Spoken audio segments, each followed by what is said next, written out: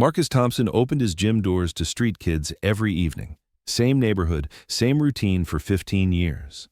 That night, when 5 gang members walked through his door, they thought they saw just an old boxing coach. None of them could have known that Marcus's hands had been trained 20 years ago in the world's most dangerous places.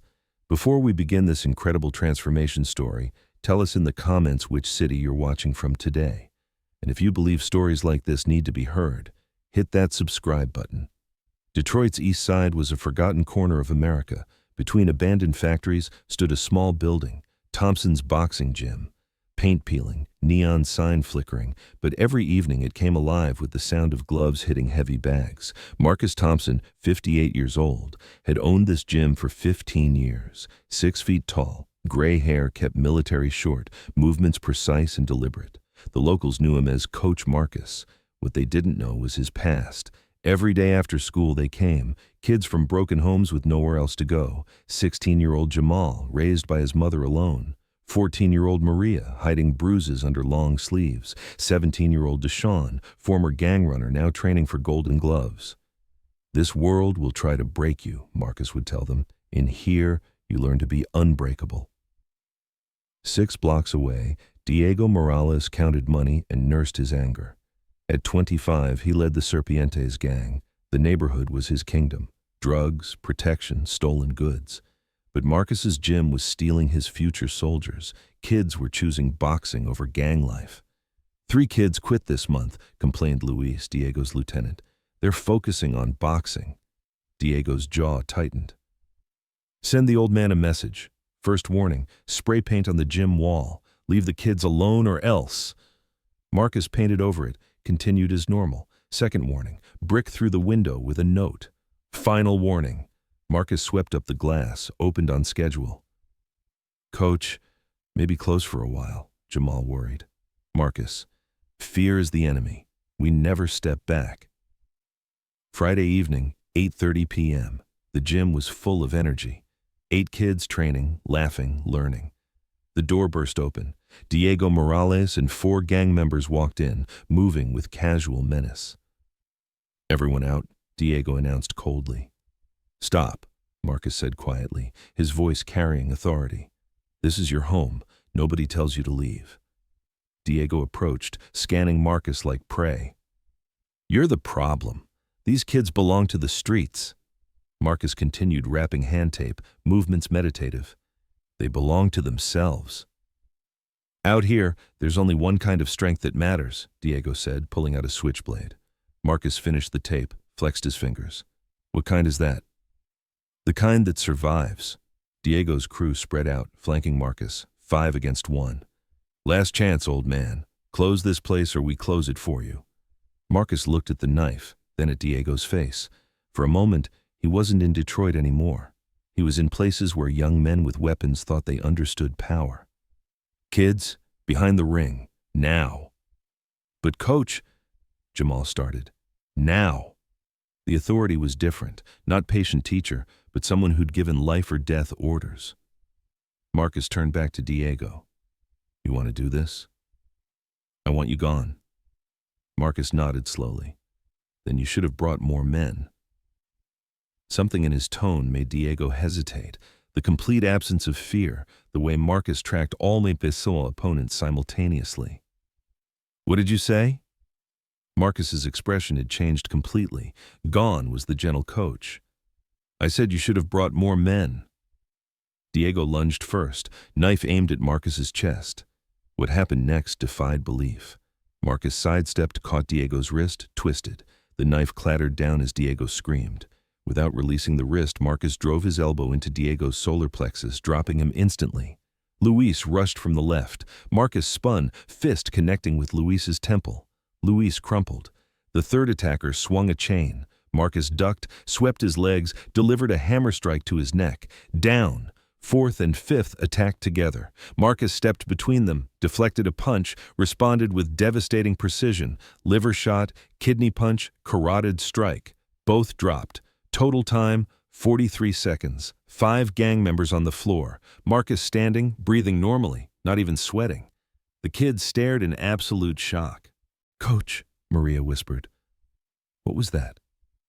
Marcus looked at his hands, then at their terrified faces. That wasn't boxing. Diego struggled against the wall, staring with new understanding. Who are you? Marcus was quiet for a long moment. 18 years of civilian life had just cracked open. My name is Marcus Thompson. I'm a boxing coach. But before that, I was Staff Sergeant Marcus Thompson, 1st Special Forces Operational Detachment Delta. The words hung like smoke. Delta Force? Jamal repeated. 20 years. 1985 to 2005. Afghanistan, Iraq, Somalia, Bosnia. Places doing things the government will never admit happened. Why did you stop? Maria asked. Because war changes you. I didn't like what I was becoming. Diego found his voice. All this time you've been pretending to be ordinary. I'm not pretending. This is who I am now. But you could have killed us all. Marcus looked at him steadily. I could have. But that's not who I am anymore. Then why not just use your reputation to scare trouble away? Because I didn't come here to be feared. I came to teach these kids there's more to strength than violence. Maria stepped closer. Will you tell us about the war? Marcus shook his head. Some stories are for carrying, not telling. The worst day was October 3rd, 1993. Mogadishu, Black Hawk Down, 19 Americans died. I carried 3 to safety, lost 2 trying to save a 4th. The gym fell silent. That night, I promised if I survived, I'd spend my life saving people instead of killing them. Diego listened to everything. When he spoke, his voice was different. So we've been threatening a war hero. I'm not a hero. Heroes don't have nightmares about people they've killed. But you saved people. I also killed people. The world isn't divided into heroes and villains. It's people trying to do better and people who've given up. Diego was quiet. Which one am I? That's for you to decide. By morning, word had spread through the neighborhood. The boxing coach was actually Special Forces. He'd taken down 5 gang members in under a minute. Some were amazed, others frightened, most curious. Mrs. Rodriguez brought coffee and tamales. Now I know my grandson is safe in your gym. The kids defended him fiercely when questioned. He saved us, Maria told reporters. He taught me there was a third option besides hiding or fighting back. Be strong enough, you don't have to do either. Detective Rodriguez arrived 3 days later.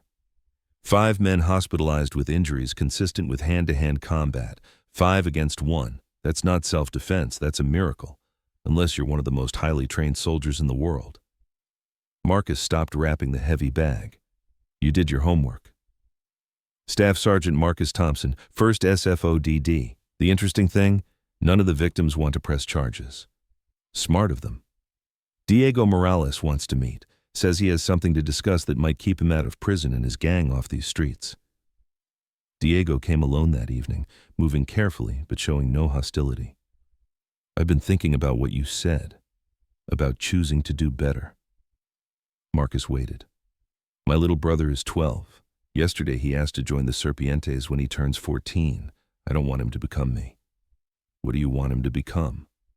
Someone like you, someone who uses strength to protect. Marcus studied Diego's face. That's a hard road, changing who you are. Will you help me? What about your gang? I'm dissolving it, giving the guys a choice, new lives or new leadership. I'm choosing a new life. Over the following months, the neighborhood transformed. Diego shut down Serpientes' operations, helped former members find legitimate work. He started training at the gym, learning anger management and leadership. The gym became a community center. Parents volunteered, businesses donated, the city provided funding. Jamal was accepted to 3 colleges on boxing scholarships. Maria started a support group for abused kids. Deshaun was recruited by police departments. Other neighborhoods asked Marcus to help set up similar programs. A year later, Marcus received the Mayor's Award for Community Service. The ceremony was at the gym. It's rare to find someone who served their country with distinction and continued that service in civilian life, the mayor said. Marcus kept his speech short. I didn't do this for recognition. These kids deserved someone who believed in them. They transformed this neighborhood. I just provided the space.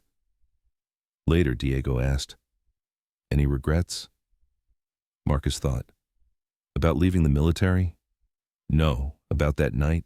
No. About people knowing who I used to be? Sometimes. I liked being invisible. You were never invisible to us. We just didn't know we were seeing a legend. 2 years later, Thompson Boxing Gym had become a national model. Jamal graduated college, returned to open his own community center. Maria became a trauma counselor for young people. Deshaun joined Detroit PD, pioneered community outreach. Diego worked with former gang members transitioning to legitimate careers.